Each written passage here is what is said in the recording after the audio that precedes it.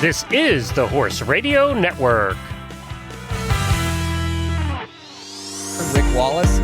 And I have Don Holly here with me. 3 phases, dressage, cross-country, show jump. And you're out on course and something's going wrong or going right. You know how to react to what they're doing.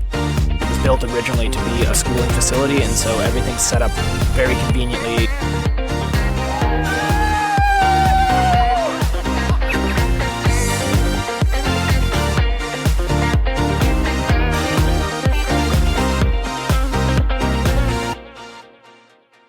Welcome to the Jon and Rick Show, the voice of the eventing radio show, brought to you, as always, by Horse Trailer Pros. Really excited to be here. Excited that we're brought to you by Horse Trailer Pros. If you ever have any issues with your trailers, need some maintenance done, those are the guys to give a call to.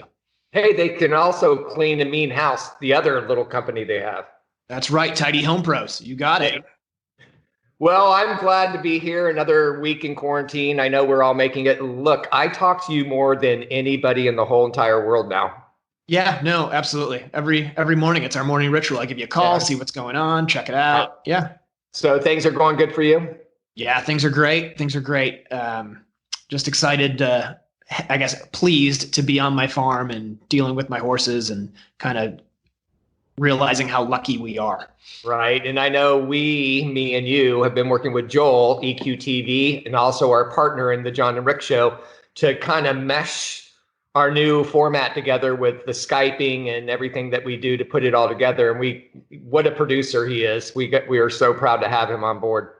Yeah, no, it's really exciting to have him. And I was kind of laughing because when we started this adventure, it has completely morphed and changed. And then we finally thought we had it all finely tuned in our studio and everything was ready to go and we'd have some consistency. And then we got hit with this virus. And I don't think we've done more than 2 shows in one format.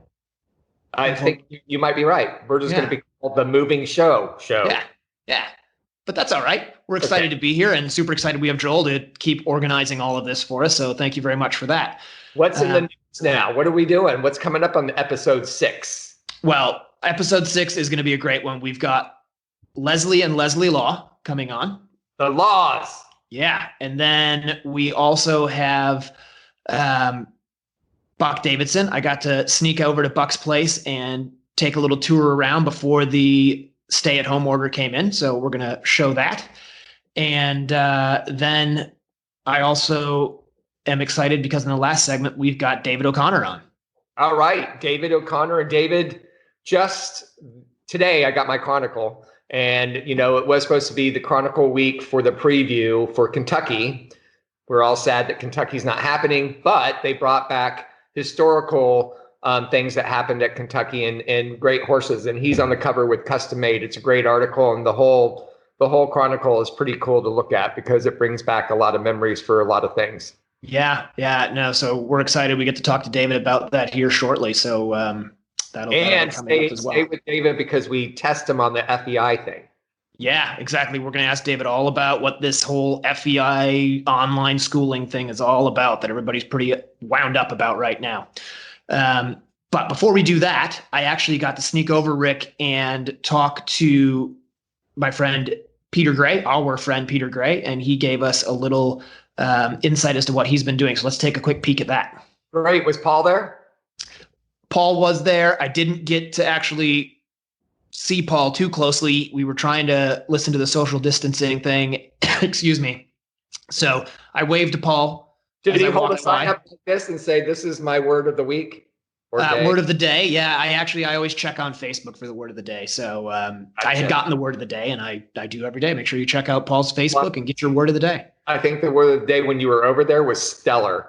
Stellar. And it was stellar. So let's go check it out. Okay, let's go. I'm here with Peter Gray, 5-star eventing judge here at his farm in Florida, and just wanted to catch up with you, Peter. Thanks for letting me come out. Wanted to talk to you a little bit first about your own horses. I know you've got a really nice dressage horse, and you were down in Wellington for the winter. Obviously, everybody's dealing with this virus and the quarantine differently. How has it affected you and your own personal competition horses? Well, yes, I did have my FEI horse in Wellington, and also a young 6-year-old was down there too. The competition season obviously came to a grinding halt, so I brought them home, and actually really enjoying the training every day without the pressure of going to a competition. And actually, John, I've seen this in a couple of students of mine. They seem to be really taking in the training better without the pressure of an upcoming competition. So that's been kind of interesting to observe. But my own horses are here. I'm carrying on with the training and just working on some small details that needed working on and having a good time. Yeah, I have to say I've noticed it myself when I'm not stressed about having to have the perfect half pass or flying change, and I can work on the quality of the paces. They do go a bit better, don't they? Well, they do, and I think there's time that, okay, today we're just going to work on these two topics and not sort of run through the whole gamut of exercises and try to do everything in one day. So I think it's a good time to reflect on your horses and where you're at and where your weaknesses in training are. Right. No, that's great advice. Now, obviously, like I said in the beginning, you're a pretty well sought after judge, and I know that you've probably had some competitions to go judge planned that haven't happened yet. So how has that affected you with your profession and trying to be a top international judge? Well, like everyone, everything's come to a grinding stop for the next 3 months. I had a particularly busy schedule of competitions to judge, which, John, I absolutely love. People say to me, do you love judging? And I said, yeah, it's absolutely amazing. And they look at me like I have two heads. But yeah, it's something I really enjoy, and I'm very passionate about it, and I want to improve and be one of the really good ones, which takes a lot of work. Actually, as a side note, one of the things that I have been doing in the time off is, would you believe we have to do exams as judges? Now they have a competency test for FEI judges. Wow. By the way, I dropped out of university years ago because I hated exams, and here I am, still doing exams. So, yep, I did my FEI one. USEF also has exams that we have to do, so I've been catching up on them. And one of my favorite pastimes is to do YouTube educational videos, whether it's jumping or dressage or how to train certain things in gymnastics or PFs or flying changes. It's something I love, and I'm finding myself with time to really explore those areas of furthering education. So looking for videos like that, or do you post videos yourself? No, I don't post. Maybe that's something you can do for me in the future. But I go on YouTube and just search them. Cool. Search different topics and try to educate myself further. But yeah, going back to the schedule, no teaching, no clinics. We're taking this health crisis very seriously. We're very isolated at our farm. You're the first one that's come through the gates, to be honest. We're being vigilant about this. We've got to somehow stop the curve, flatten the curve. So we're doing our part and hopefully staying safe. Yeah, no, I know we all appreciate that. Everybody's trying to be safe, and I do appreciate you letting me come out here. We've obviously kept our preferred 6 foot distance or recommended 6 foot distance from each other. And I appreciate you letting me come out here and interview you about all this. I know everybody's interested in sort of how this is affecting the sport. Everybody seems to have a different idea of when we're going to get back. And I think really the answer is we don't know, do we? We just don't know, and we just have to be mindful in the meantime and be safe. All right. Well, Peter, thanks for letting me come out, and we'll talk soon. Thanks for joining us. All right. So that was exciting to get to go out there. It was fun to kind of sneak over and see Peter, and glad we got that. Cool. Yeah, glad we got that done before we weren't allowed to anymore. And what was kind of funny, I thought, was that Peter at the end there was talking about how he didn't actually do any of the YouTube videos himself. He liked to go on and check them out, but he didn't produce any. And since then, he's gone ahead and started producing them. So I don't know if you got to see it or not, Rick, but if you video your test, you can send it into Peter and he'll judge it for you and send it back to you. And I did it. It was super helpful. Well, good. Are you going to post that? I did actually. It's on Facebook. You talk to me every day, but you don't obviously check my Facebook, which is pretty hurtful, to be honest. Sorry about that. I'll start looking. Yeah, start looking. Thank you. But yeah, no, I did. So I took a video of me riding the advanced A test on Douchey Terma and sent that into Peter, and he judged it. And, getting to watch the test from the angle that the judge sees while listening to them score it and give you comments was incredibly helpful. And so, I sent him an advanced test and I sent him a training level test, and he did them both really well and judged them both with as much effort. And I think for anybody who's sort of sitting at home, getting a little bit stir crazy, wondering what they can do that's fun, that might be something that you can do. And it's not expensive. I think it's like $30 and you send him in and he'll judge it for you. Wow. I'm going to have to do something like that. I would have to come up with a dressage ring, but we can do that. Yeah, you just set out some show jump poles. Yeah, we've got all that. I just don't have the letters. But right. Well, whatever. He'll go a little late at A. Right. Exactly. I think Peter will be fine with it. What's going on with frangible pins? I think a lot of exciting stuff's happening. Yeah. So we're actually, I'm really excited to be able to tell everybody about this. We got a matching grant, and we just made the announcement last week with the Manton Foundation, which is an incredibly generous foundation who wanted to, or told us they were going to, and they did come up with matching funds up to the $500,000 goal that we set. Wow, that is incredible. Yeah. So with the GoFundMe effort that we've already done, and the money that has been donated directly to the USEA Foundation for safety for the Frangible Fence Fund, we had, I think, just a little over $100,000, like $103,000 or $106,000. And the Manton Foundation is doing matching funds along the way, sort of benchmarks. And so the first goal was $100,000. So the day that they made this announcement, or that the USEA and the Manton Foundation made the announcement, the Manton Foundation wrote a check for $100,000 and sent it to the USEA Foundation. So we now have $200,000, a little over, sitting in the USEA Foundation. That is amazing. And I know, February 29th is when we lost Kate Morrell and Carrie On at Rocking Horse. And I know a lot of effort was being made with frangible pins before, but this, really has brought more light to it as well. And I know we're coming up on our 2-month anniversary of that tragic accident. And I just hope that we can carry on this momentum for the frangible pins, using her horse's name as a really phrase for what's happening. Yeah, absolutely. You kind of brought that up. I think it was on the last show, actually, kind of popped out, and we thought that's a really good one. So yeah, for sure. We all need to carry on with the fundraising and keep it going. It's exciting because now we've got to raise another $50,000. That's our first goal, or our next goal, I guess, is get another $50,000 so that we can get that next $50,000 from the Manton Foundation.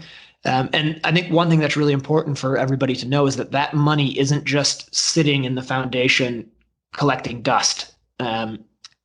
There's already been meetings. There is a formula that is going to be released this week that will give events a way that they can apply for this money. So each event is going to be able to go up from the preliminary level and up, is going to be able to apply to the USEA Foundation to get a frangible kit and a grant to be able to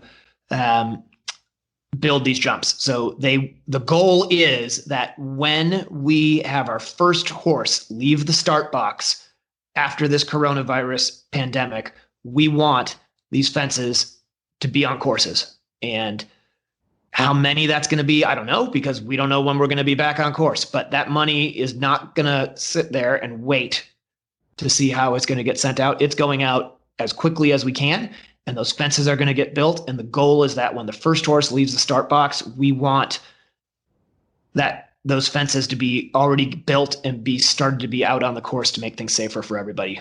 Well, I think that's a great goal, and we're going to have the laws on next to talk about some more things on this, because Mrs. Lesley Law is running the committee. Yeah. So Lesley, she is on my cross-country safety subcommittee with the USCA.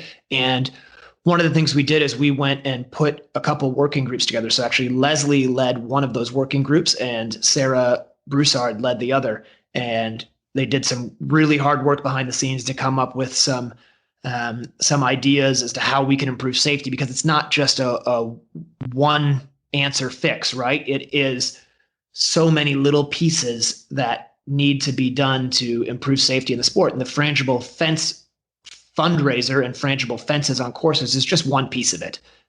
There's some other stuff that needs to happen as well. And so Lesley's done a lot of work on that, and I'm going to kind of leave it to her to tell us what she's done. But it came through our committee. We approved it. It's been sent on to USEA for them to look at it. And I think I'm really excited about what's been going on. So let's take a break. And okay. when we come back, we'll have Lesley and Lesley on, and we will talk to them about a bunch of stuff. We'll talk about their horses, what they've been doing. We're going to talk about safety and get their thoughts on what they've been doing to keep busy during Corona time. I think I'm pretty sure they've been doing a lot of Mario Kart, actually. I've been seeing that. Let's ask some questions about that when we get them on. All right, let's do it. We'll be right back. Sweet Dixie South is an equestrian facility built for the lifestyle of eventers of all levels. Whether you are coming to Ocala for the entire season, a week, a month, or a year, this beautiful 160-acre farm is the place to settle in and enjoy your time with horses. They offer a full cross-country course with 2 water features, banks, ditches, and amazing footing to gallop, a spectacular all-weather footing ring, large grass jumping fields, and dressage rings. Located in the rolling hills of North Marion County in Reddick, Florida, Sweet Dixie South has 100 stalls and numerous paddocks, apartments, a line of camper hookups, washer and dryer amenities, as well as common areas to complete your experience during your stay. Under the ownership of Mike Campbell and the management of Can-Do Joe Adams of Top Rail Tack, Sweet Dixie South has transformed into a premier eventing training facility in Florida. Go to www.sweetdixiesouth.com for more information. The equestrian life has big highs, heartbreaking lows, and so many moments of self-doubt. From CCI 5-star to starter, every rider needs a support system and a cheering section. A care package filled with equestrian goodies can be the perfect way to celebrate, congratulate, or commiserate. Let Present Pony do the work so you don't have to miss an opportunity to express your love and support.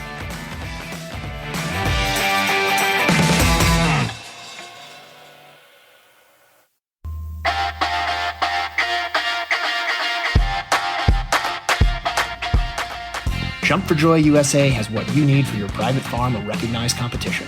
Our jumps are no maintenance, easy to move, and affordable. No scraping or painting necessary. We offer jump stands, wings, fillers, water trays, and more. Poles are wood-filled and available in 4 weights and lengths. And we now offer octagonal poles. Our cross-country portables and brush jumps are extremely useful and have been used for training by the British eventing team since 1990. Easy to move from the arena to the field and no tractor required, so you can change your setup often. We ship coast to coast in the USA and Canada. Visit our website, jumpforjoyusa.com.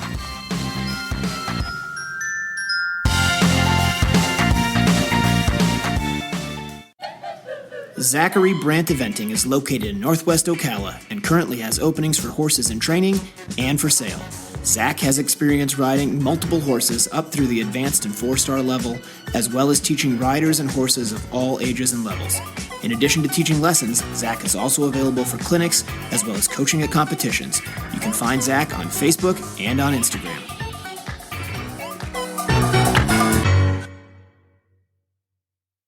Welcome to the Jon and Rick Show, the voice of the vending radio show, and presented to us by Horse Trailer Post. And we have the Laws cubed, squared. Squared. Cubed would be 3. Yeah, cubed is 3. We can make it cubed if you want. It'll just take me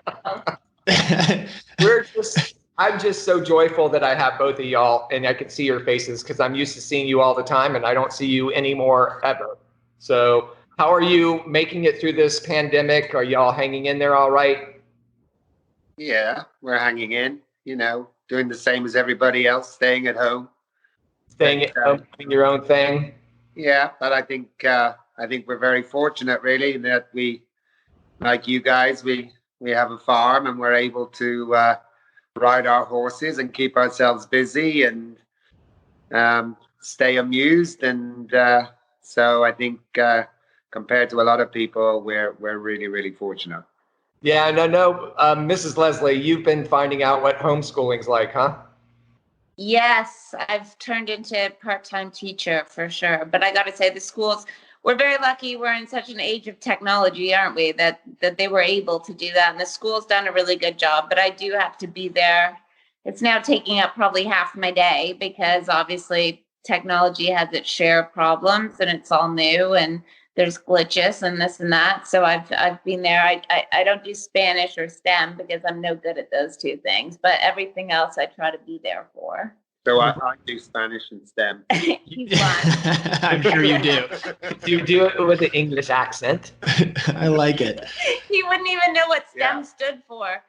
I'm not sure. Is that like stem of a plant, right? Yeah, well, something. But I know what Spanish stands for. Yeah, So.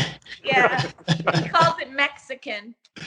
Well, I mean, to be fair, that's what they speak. So it's good. As long as you can go down and be able to order lunch, that's probably all that really matters.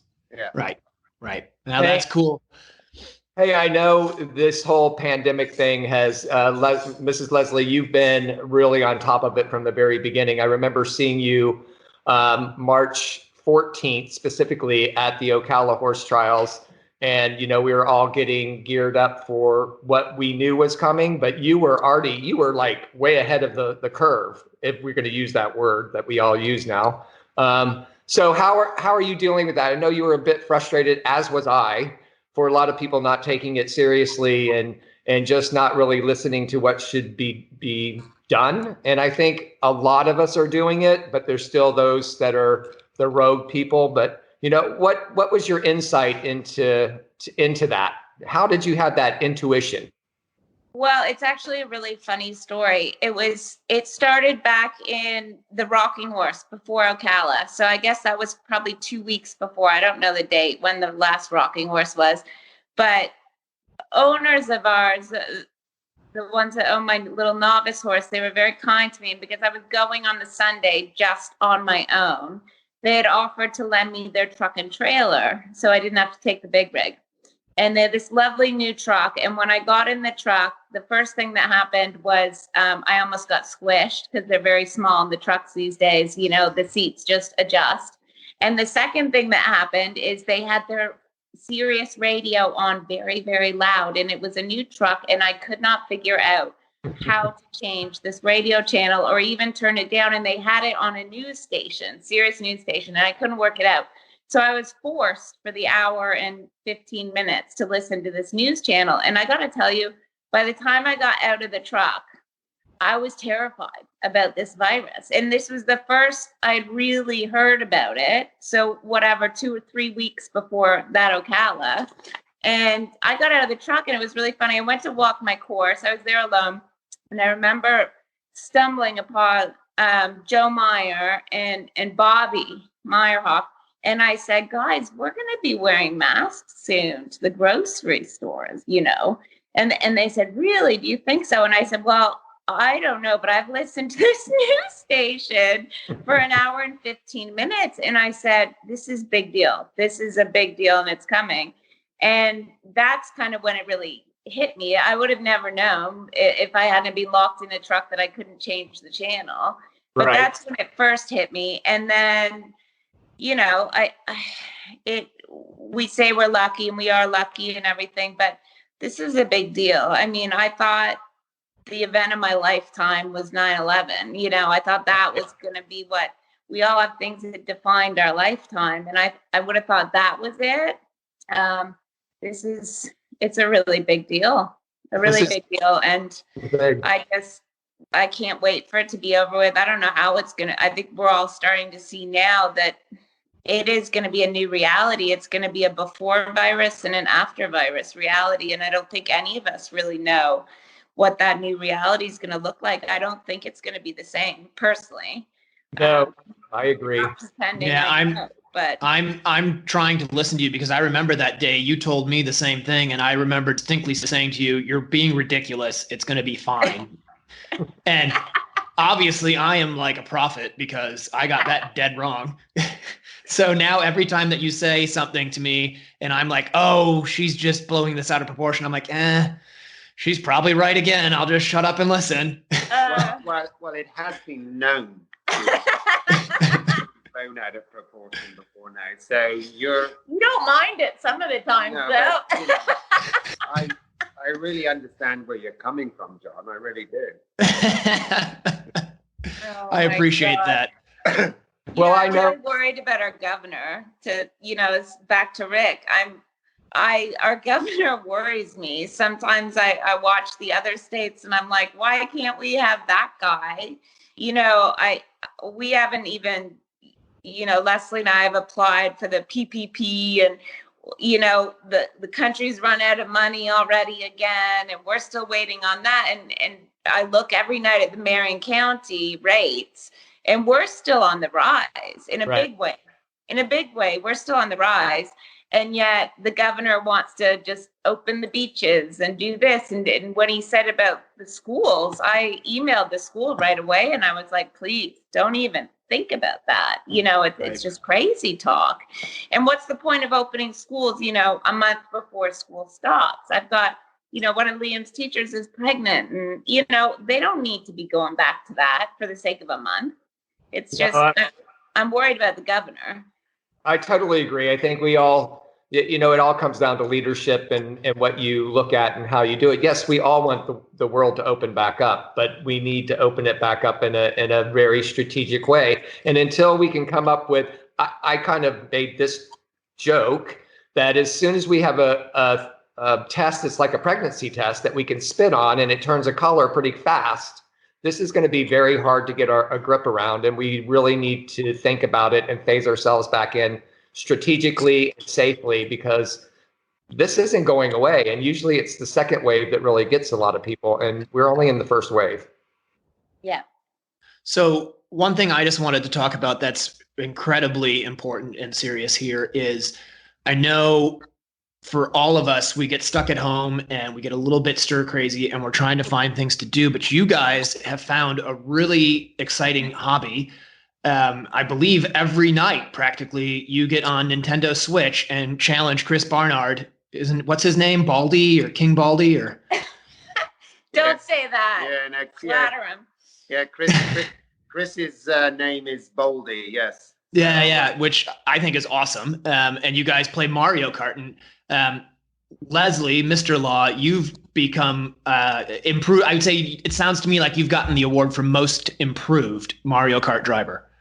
I'm not sure about that. I mean, as you know, I'm not a big one for video games, so I've had very little experience, and I still end up finishing last every night of the 9 contestants. No, he's really improved. He's really improved, and he's not going to want to say this, but he's getting to the point where the other night he threw the controller down and walked out of the house. So that tells you how involved he's getting in the right. So you don't have to look at the controller anymore to see which buttons to push. I understood that. That's good. I'm getting better. But the thumb and the fingers, they all sort of get they get a bit mixed up, and I go in the wrong direction, but he's been fourth. It looks like I'm going to get a lot more practice anyway, so who knows? Right. So you just missed out on the medal in 4th place, and who would have ever thought that Mr. Lesley Law, the Athens Olympics gold medalist, would be competitive and get frustrated and throw the Wii controller on the ground when he didn't win. It really was awful, John. I had to say, it was awful. It was awful. I was like, can you please not have a strop? We're in quarantine here together. This is supposed to be fun. So honestly, I had to be last a few times. Oh, wait a minute. Yeah. So you thrown a couple to keep them happy. Yeah. That's great. That's great. I almost called up the other 8 people and we're like, can you take it easy on Lesley for a couple nights, because I don't want him having a straw. It's a bit like when we go eventing and I purposely get time faults from the cross country. So Lesley can stay ahead of me. Yeah, I know you do that a lot. You're always willing to lose the competition for your wife. I've noticed that as you prance around with ribbons. I've given up so many. All right, guys, listen, we're going to take a quick commercial break, and then we'll be right back with you. Cool. Perfect. Special thanks to our contributing sponsor, Black Horse Farm, Fox Hunting and Eventing. Located in Area 4, Black Horse Farm and the Mossback Hounds in Elizabeth, Illinois, welcome active USEA eventers to come join them for an introductory fox hunt free of charge. Ride with Master of the Hounds, Tony Leahy, and the Mossback Hounds over some of the finest hunt territory in the entire country. For further details, visit Black Horse Farm on Facebook to arrange for a ride sponsor.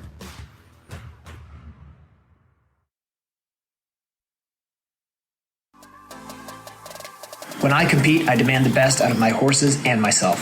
That means being the best version of me I can, both mentally and physically. That's why CrossFit Antics is my home gym. Coach Vilma creates a fun, welcoming environment that encourages athletes from beginners to seasoned veterans to be their best. New to CrossFit? No problem. Coach V will modify the workout to suit you in a fun, challenging way. Be sure to mention the Jon and Rick Show for a special discount.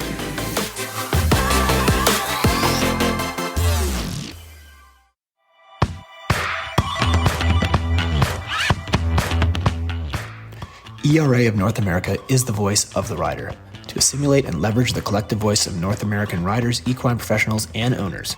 ERA of North America works to improve the overall safety, welfare, visibility, and growth of the sport. Be sure to go to www.eraofna.com and jump in.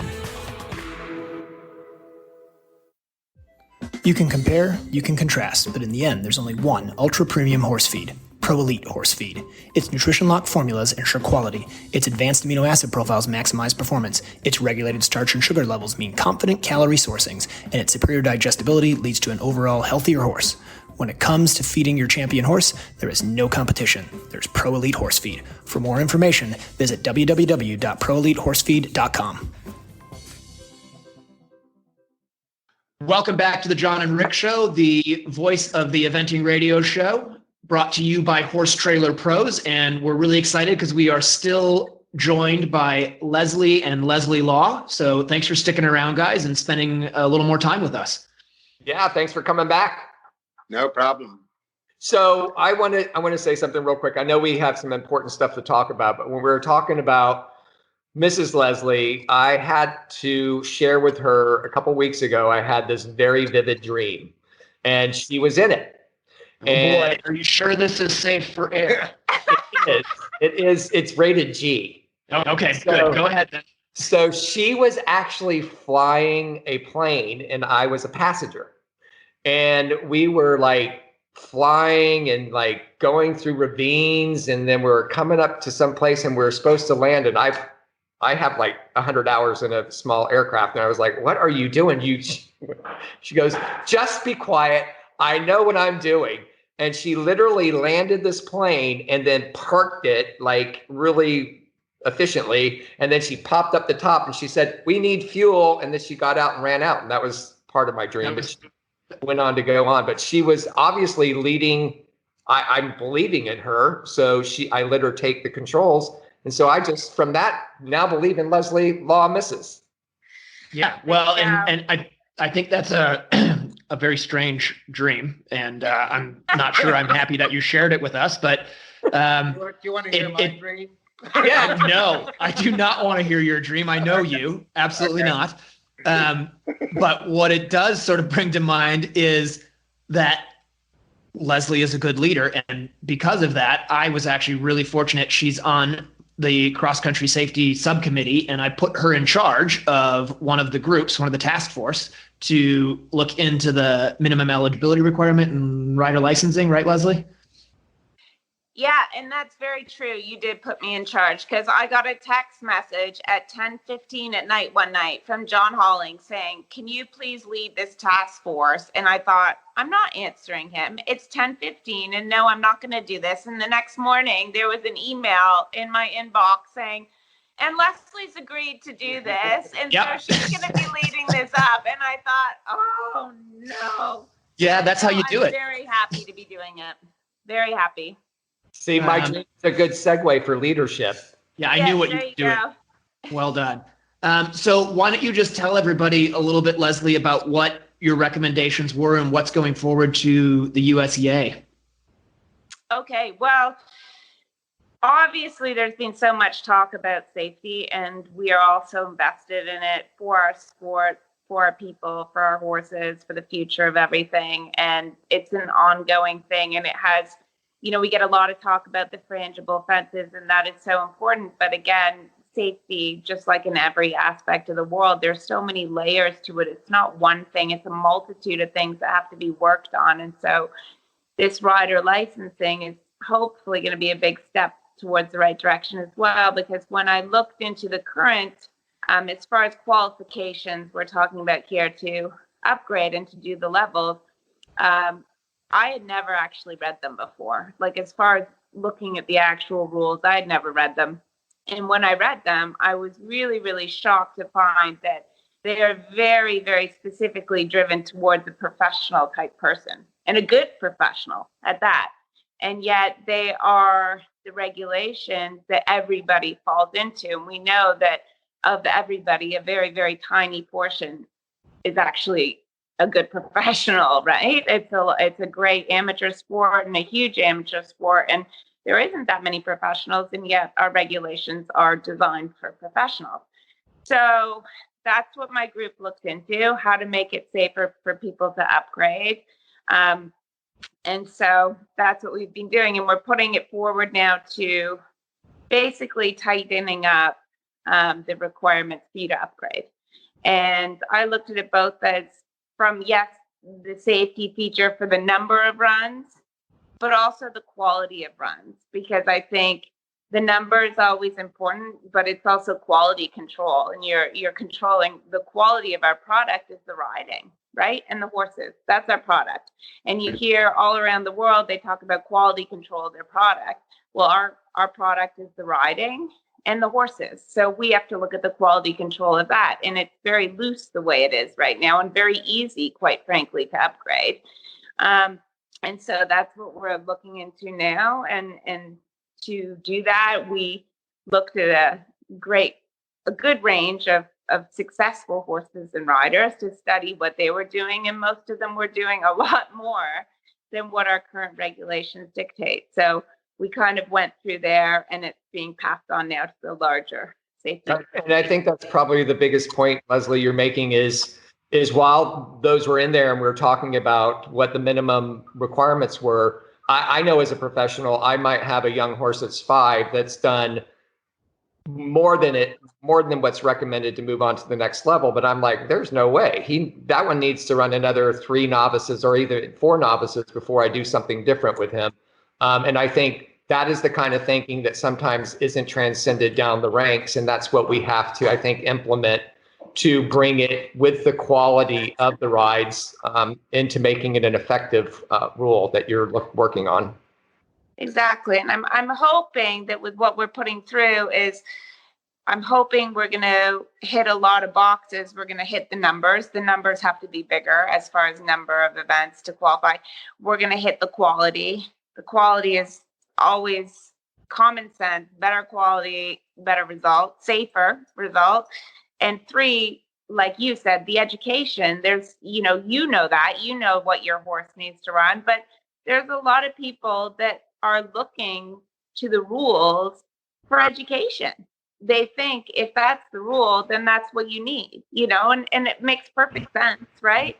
And so a little bit it's educating people too, that, you need to do better, you need to do more. And if you don't know, hopefully this will help them a bit.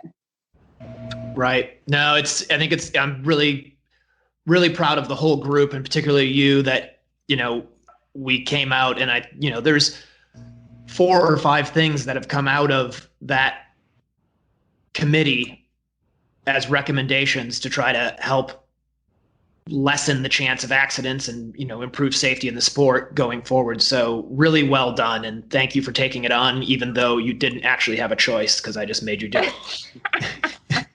He had an auto reply, yes. Yeah, I knew if you didn't answer immediately, was going to be a yes. And you and Sarah both didn't reply immediately. And that's why I sent it at 10:15 at night, because I knew you wouldn't. And then I just said yes. So Sarah Broussard led the other group. And I can't thank you both enough for doing that. And so just a little bit of a transition then. Mr. Law, you have a really exciting group of horses. Actually, you both do. Lesley and Lesley, you guys both have a really good group of horses. But I feel like, Lesley, we've kind of left you sitting over on the other side of the couch there and haven't let you talk at all about your stuff. So very happy. I know you look happy. You look happy, but you guys obviously have a great string of horses, both of you, and obviously none of us know where we're going or what we're doing. But I'm a little curious. You've got Splash, right? And he's looking great whenever I get to see little videos of him jumping. And then, Jon, while you say that, just so we can help people that don't know who Splash is, can we give Splash's name? He's the horse that was gonna win Kentucky this year. That's the big gray horse with all the white, Voltaire de Trait. Yeah, and then you've got another really exciting advanced horse, the big gray. What's his name? First Class. First Class, right. Yeah. So if we get to compete ever again this year, what are your hopes for those two horses? Where do you think you might go? You think you're going to take a crack at Fair Hill 5-star with Voltaire de Trait? Oh, most definitely. He would go to Fair Hill. Yeah, if all this gets sorted out. I think and I think fortunately for that horse now, I mean, he wouldn't have to have a lot of events prior to it in order for me to feel ready and prepared for it. He went to Land Rover Kentucky last year, and he did manage to get a run in at Rocking Horse and Red Hills in at the beginning of the year. And he is just a fantastic, awesome cross country horse. So I think I could go to Fair Hill off minimum runs. We're very lucky now in that we gallop over at the Jockey Club. I know exactly how to get him extremely fit without having to run him. So Fair Hill is definitely the goal for that horse for sure. And then the other horses, would you be thinking Jockey Club then? Yeah, the First Class horse. He was sort of he had the advanced at Chattahoochee last year as his first run, and then he ran at Rocking Horse and also at Red Hills as well. He is younger. He's just of 9 years of age this year, but he's looking a really exciting horse. And Jockey Club 4-star long would be very much on the cards for him as well. How many runs do you think you'd have to have with that horse to get that done? That would be a little bit more difficult, because he doesn't have the experience. In the perfect world, you'd want a minimum of 3 runs in him, and I'd probably like 4 really. But Jockey Club would be the aim, but being a younger horse, he would be a horse I'd also have to see, what we could do before that. And if it wasn't right, he would have to wait till next year, and that's all there is to it. Right. Well, and to that point, so the Jockey Club's the national championship this year. It's moving from Fair Hill, and then Fair Hill is now being billed as the Maryland 5-star. Yes. Correct. Yeah, I keep calling it Fair Hill. I got to change that. Good catch, Rick. I think the Jockey Club is probably, like sitting there in November is looking a really good date. Quite honestly. Yeah. It could be the first event of the season. Who knows? And it may even be attractive to the Europeans. Right. If they can, their season pretty much is over by mid-October, and and if they can't get events in and stuff, that could be something they might think about. Well, that's a good point, especially with the Olympics next year now. Correct, because it'll be a qualifier. Absolutely. Well, listen, guys, I really appreciate you both coming on and taking the time to join us. Super helpful, and with giving us all the information on the frangible stuff. Fun to catch up with you guys on the horses. And once we get out of this quarantine, we'll have to have you guys both into the studio and do something in person. I can't wait. Thanks, you haven't asked me what I miss most. What do you miss most? It's your cooking, Jon. Yes. Yes. Thank you. You're welcome. All right. Jon, great seeing you. I'm sorry it's this way. We can't wait to see y'all in person. Great to see you guys. See you guys Take care. All right. See you soon. We'll be right back after these commercial break. The equestrian life has big highs, heartbreaking lows, and so many moments of self-doubt.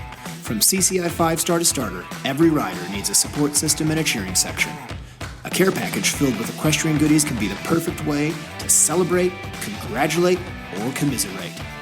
Let Present Pony do the work so you don't have to miss an opportunity to express your love and support.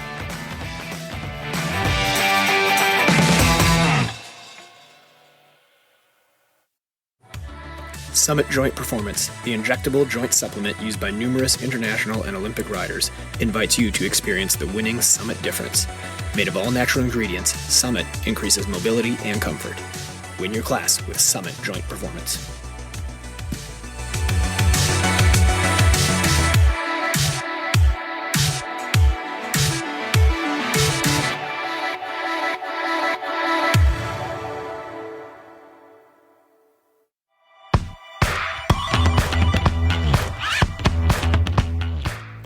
ERA of North America is the voice of the rider, to assimilate and leverage the collective voice of North American riders, equine professionals, and owners.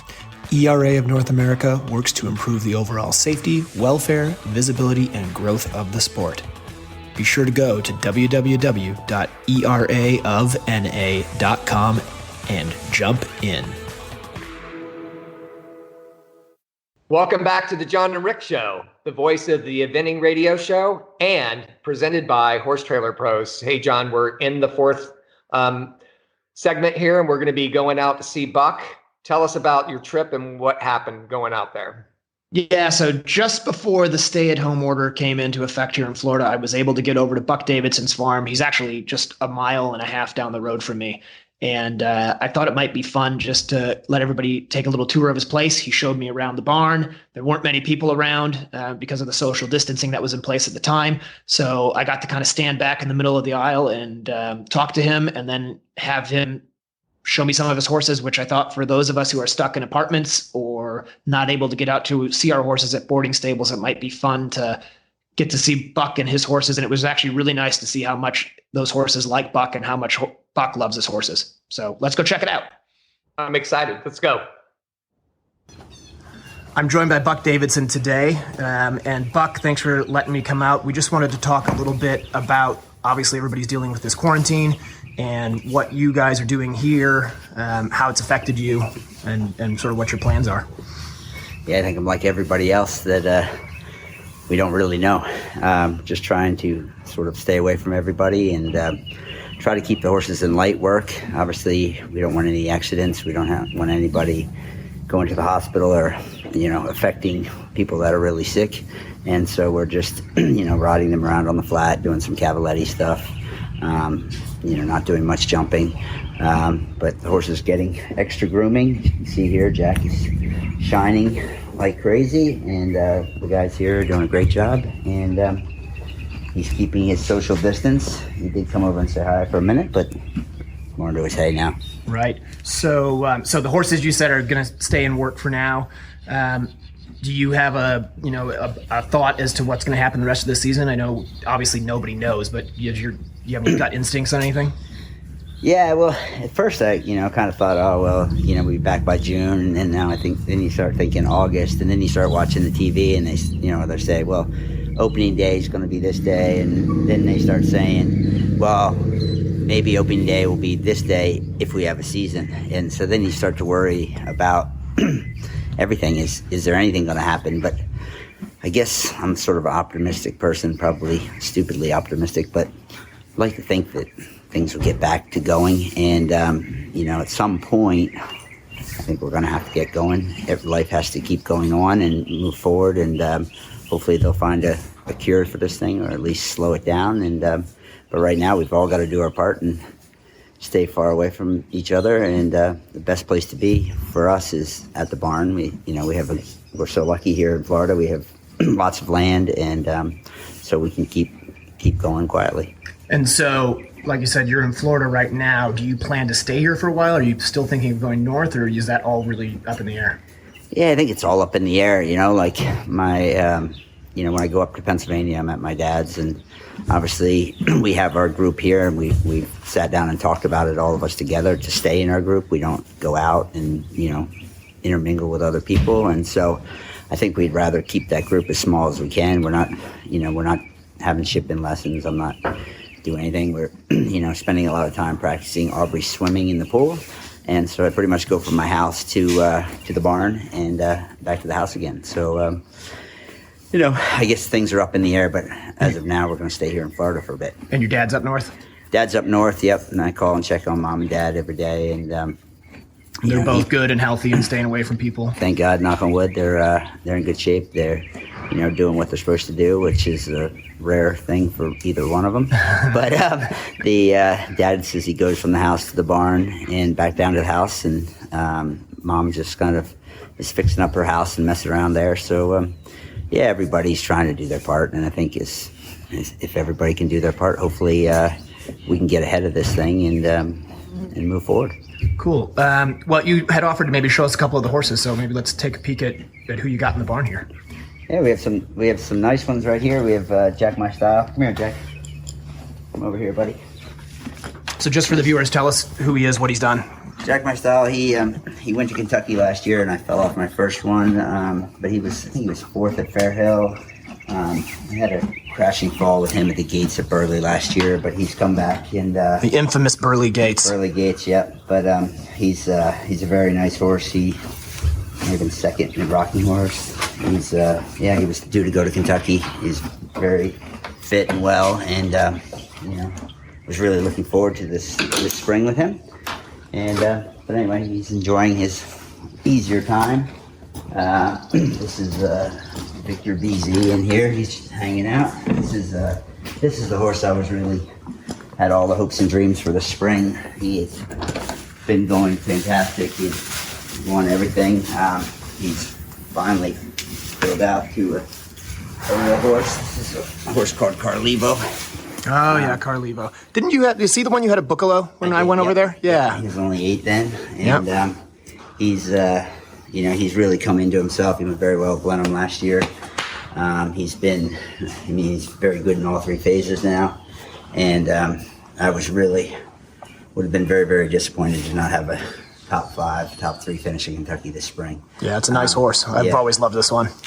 And he's definitely, he relaxes quite easily. Him and Jack, they're happy enough to just chill out. They're pretty low stress horses. Yeah, it looks pretty chill. Pretty chill. Here's Copper Beach here. I think he's banging his head against the wall, thinking, "What are we doing?" And he's been going quite well. His last outing at Ocala, I thought that this might happen. Things get shut down. I was hoping maybe Kentucky would happen, so I threw him in the intermediate to see if I could give him a run. And he went very well there. He was also feeling like he was really good for Kentucky this spring, but he's not. He's here. He's here. But thankfully all healthy. We'd like to talk to you on the camera there, Sean. You're supposed to keep social distance, buddy. Yeah, exactly. Yeah, he's been keeping plenty of social distance. I guess he's pretty. It's a shame your horses don't like people and aren't friendly. Yeah, I know. It's anyway. He's good. This horse is a really nice young horse called Errol Gobi, and he had a little wind out this winter, but he's been going fantastic. So you said he had a wind operation? He had a Llewellyn procedure about a month ago. Did you ever meet Dr. Llewellyn? I did. Yeah, me too. Went to Canada and helped him. Sat on the horse. He's a cool guy. Do it. And there's Gobi's little wind op right there. Show me your thing there, ready, Gobi? That's right. Yeah, all right. Got that. Pretty cool. So that all went well, and he's in good shape. Yep, he's in great shape. He's just looking for something to do. That's the one sort of, I guess, silver lining in this is the horses that needed a little bit of time. Suddenly it's like, whatever, you can have all the time you need. Exactly. And this is a nice young horse that I actually bought that hopefully going to get some people in on. His name is Cam. Apparently that might touch his head. He hasn't been here long enough. He hasn't been here long enough, but he's a thoroughbred horse that I got through Jill Hennenberg, and I think he's just going to be a superstar. He's done a few preliminaries with me now, and very nice type. him. Yeah. And then here's the Holly Jacks calls him her boyfriend. This is a very, very nice young horse that just did his first preliminary. He's a 6-year-old called Serafino D. And I think I have high hopes for this one. I think it might be a superstar. And what's he? He is German. I got him, as I've got most of these from JP Sheffield. Yep. And Kathleen Kuchka and Carl Siegel went in together on him. And it's a very, very exciting young horse. He just did his first preliminary the other day. And very high hopes for him. And then the other one that's maybe enjoying his rest, I think, could be as good a horse as I've ever had. This is a young horse called, we call him Rolo, called Hooli Candyman. He was second in the Jockey Club last year in the 2-star. He's done a couple intermediates. It's a really, really, really good horse. He's just a 7-year-old. But as you can see, he's beautiful. He's sweet. He's owned by the same family that owns Carlito. And I'm very, very excited about him, and just really looking forward to having a really good spring season and have a really nice advanced horse in the spring. But anyway, he won't do him any harm to be getting some extra training and get everything up to speed. Cool. Awesome. Well, I appreciate the tour and meeting the horses. I know everybody watching is probably just jonesing to be out at a farm and seeing some horses. So this may be some good therapy for everybody who's having to do their social distancing. So thanks for your time. No question. And these horses, I'm not sure they totally get the social distancing thing here, but everybody stay safe, and hopefully we'll see everybody soon. All right. Thanks, Buck. Thanks, John. Special thanks to our contributing sponsor, Black Horse Farm, Fox Hunting and Eventing. Located in Area 4, Black Horse Farm and the Mossback Hounds in Elizabeth, Illinois, welcome active USEA eventers to come join them for an introductory fox hunt free of charge. Ride with Master of the Hounds, Tony Leahy, and the Mossback Hounds over some of the finest hunt territory in the entire country. For further details, visit Black Horse Farm on Facebook to arrange for a ride sponsor.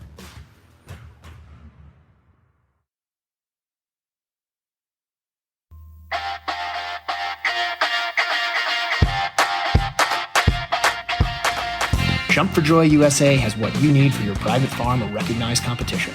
Our jumps are no maintenance, easy to move, and affordable. No scraping or painting necessary. We offer jump stands, wings, fillers, water trays, and more. Poles are wood-filled and available in 4 weights and lengths. And we now offer octagonal poles. Our cross-country portables and brush jumps are extremely useful and have been used for training by the British eventing team since 1990. Easy to move from the arena to the field and no tractor required, so you can change your setup often. We ship coast to coast in the USA and Canada. Visit our website, jumpforjoyusa.com.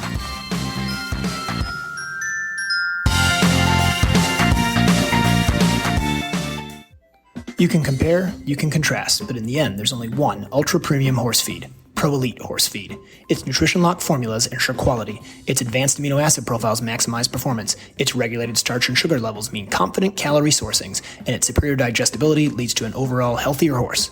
When it comes to feeding your champion horse, there is no competition. There's Pro Elite Horse Feed. For more information, visit www.proelitehorsefeed.com.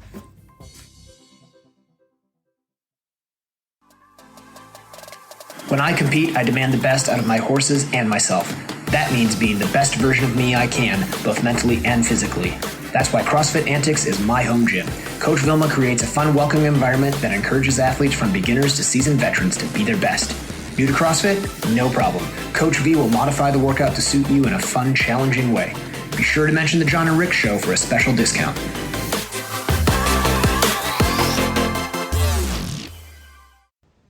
Welcome back to the Jon and Rick Show, the voice of the eventing radio show, brought to you as always by Horse Trailer Pros. And we are really excited because we have Olympic gold medalist and general hero to eventers everywhere, David O'Connor. David, thanks for joining us. Well, thanks for having me. It's great. I'm sorry we're having to do it this way. I was looking forward to sitting down on your studio, but we all have the things we're doing. Yeah, well, we'll have you in once we're allowed. We'll have you into the studio. Don't you worry. Hey, Rick. Hey, David. How are you doing? Thanks for being on the show. I know we're, like you said, we're all cordoned off, but I think in mentioning we are all three lucky, I think, being on farms and being able to have a little bit more liberty than most people. So that's a good thing. Absolutely, and still with our horses and all that kind of stuff. It's Exactly. we're in that part we're pretty spoiled. I just can't imagine being in an apartment in New York City. It would be hard. That would be a hard thing. But it's something we all have to do. We have to all take it seriously. I agree with you, and I think that's been going around a little bit. I get a bit frustrated with some of the Facebook postings, but I guess that's just a natural thing anyway. So with that being said, I wanted to congratulate you. You're on the cover with Custom Made of the Chronicle for the Kentucky issue week, because obviously we needed some great star to take over for what would have been the preview by Jimmy Wofford. So what a great horse, huh? Yeah, he was. He was amazing. He's, we just lost him this summer. At 34 years old, he had a great life. Retired at Mrs. Mars's place.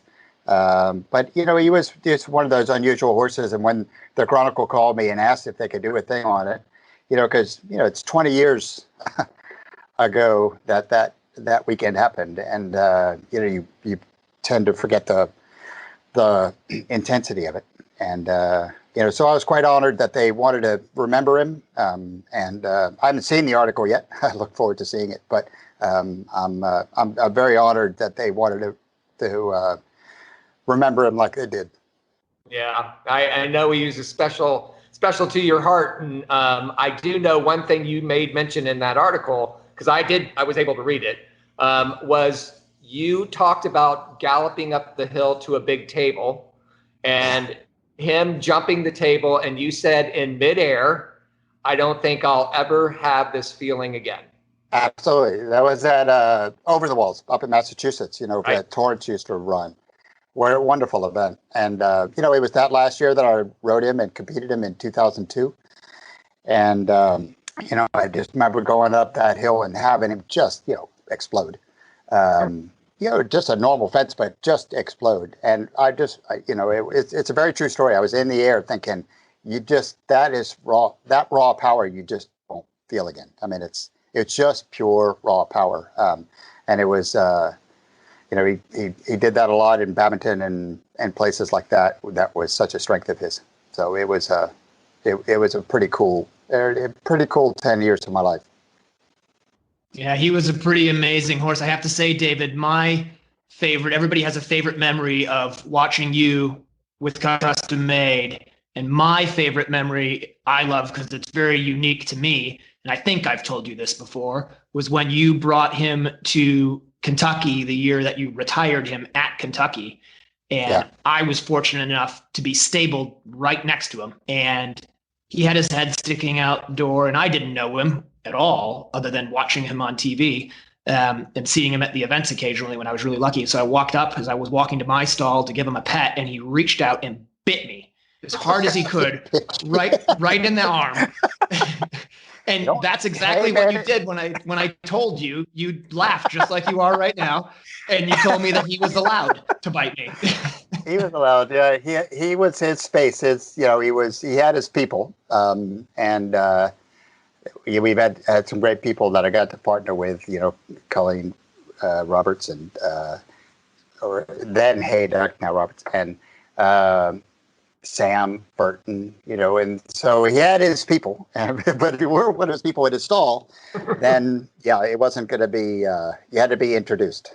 Yeah, apparently I was not one of his people, but that was all right. I got bit by Custom Made. That's pretty cool. I'll take it. He was fun that weekend, and fun enough, later on, he was very, very gentle with children, he would never, when we were with him.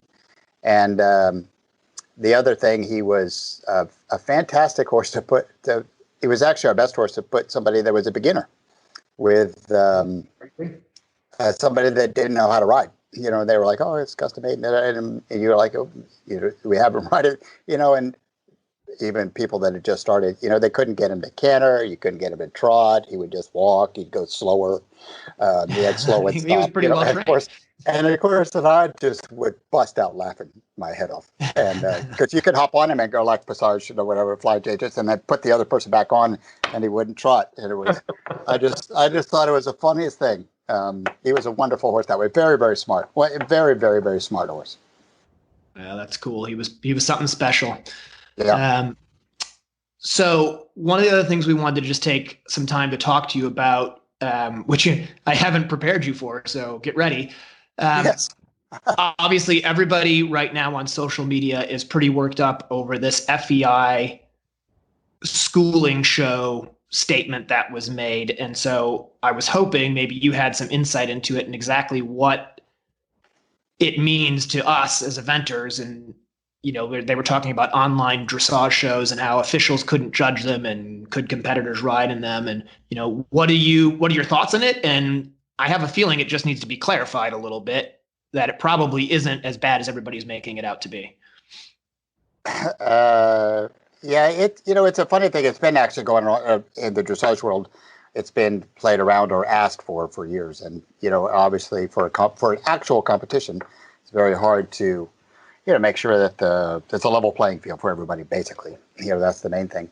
And so using these ideas as educational things, absolutely, but and maybe with a score. But not really having, that you're going to get a first place, or maybe there's points that lead on to something else, or some type of ribbon. So I think realistically, what you're talking about, it's a great educational tool, and putting it into fun ways to be an educational tool is fantastic. But to turn it into an actual competition that actually means something, I think that it's going to be very hard to make sure that the playing field is level for everybody, and that is the great concern. So, to use this as an educational tool, have top judges judge it, and you get a score, but then there's your score. I think that's a great thing. Or a fundraising thing where I think the one that's out there, the virtual one, is going to be a fundraising thing that actually the winner is going to be who raises the most money, not the person who actually scores the best on the dressage test. So these are the type of things that it's very good for. But for an actual competition, it's quite difficult when you get into looking at it from a level playing field side of the equation. So, David, my question is, I think I hear all that. I think what's happened in social media is they're spinning off what FEI put up as unrecognized or unsanctioned shows, meaning even like our schooling shows, the people are interpreting the rule being that we can't even show in schooling shows that aren't under FEI rule, that we would be violating that rule that they have posted up there about unsanctioned and unmanaged schooling shows. Yeah, and that's not the intent or the desire from anybody's point of view. There's a relationship with all the national federations around the world that, their national shows and things like that are fine.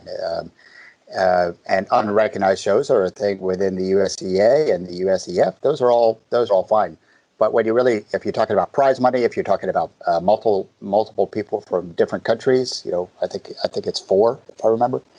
Having people from 4 where it turns into a true competition. These are the things that really are become the issue, because then somebody could put up $1 million for a unrecognized schooling show, and is that really what we want? And that's been tested in courts before, so it's not like it's just a small thing, not in our discipline, but in other disciplines. Well, I know. So there's no desire or even thought process about schooling shows or things like that for the FEI to walk into that at all. That's a relationship with the national federations all around the world.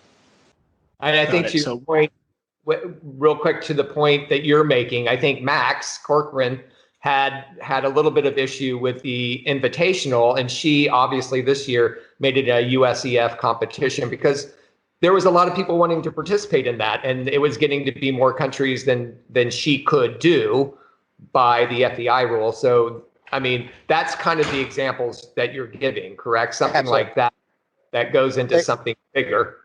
Exactly. It those type of things. Prize money is a big deal, and again, having an international competition and quite a public one, that it gets into a different world, and there's national federation rules along the same lines. Perfect. Well, I appreciate you clarifying that for us, and I think it just sounds to me like it's kind of going along the lines of what we've been doing the whole time anyway, and there's ways that people Absolutely. can certainly work around it. So yeah, Absolutely. no, that's great. So David, thanks for coming on the show. We really appreciate it. We do just want to let everybody know that for our next show, we're really excited. We actually have Lucinda Green coming on the show to join us. So that'll be super exciting. And then also have John Michael Durr. So we've got 2 great guests coming up the next time. Thanks everybody for joining us. David, thanks again. And until next time. Thanks, David. My pleasure, guys. Thanks a lot. Have a great day. Rick Wallace. And I have John Holly here with me. 3 phases, dressage, cross-country, show jump. And you're out on course and something's going wrong or going right. You know how to react to what they're doing. It was built originally to be a schooling facility, and so everything's set up very conveniently.